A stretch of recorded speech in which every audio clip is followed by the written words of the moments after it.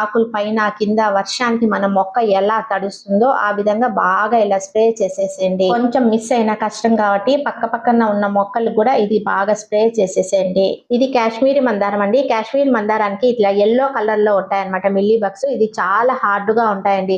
అందుకే దీనికి ఒక 2-3 ట్రిప్స్ ఇలా బాగా ఇలా స్ప్రే చేసేస్తున్నాను. ఎక్కడైతే పెస్ట్ కంట్రోల్ ఉంటుందో అక్కడ గార్డెన్ చాలా హెల్తీగా ఉంటుందండి. మన గార్డెన్ కూడా నిగనిగలాడుతూ ఉంటుంది.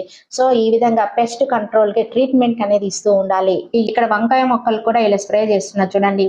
ప్లాంట్ చూడడానికి చాలా హెల్తీగా ఉంది.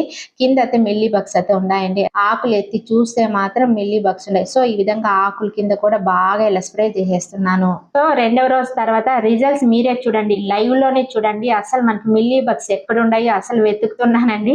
నాకు అస్సలు కనిపించడం లేదండి. 100% సక్సెస్ అన్నమాట. ఒక్కటి కూడా లేదు, అన్ని రాలిపోయినాయండి. ఇది కాశ్మీర్ మందారం అన్నా కదా.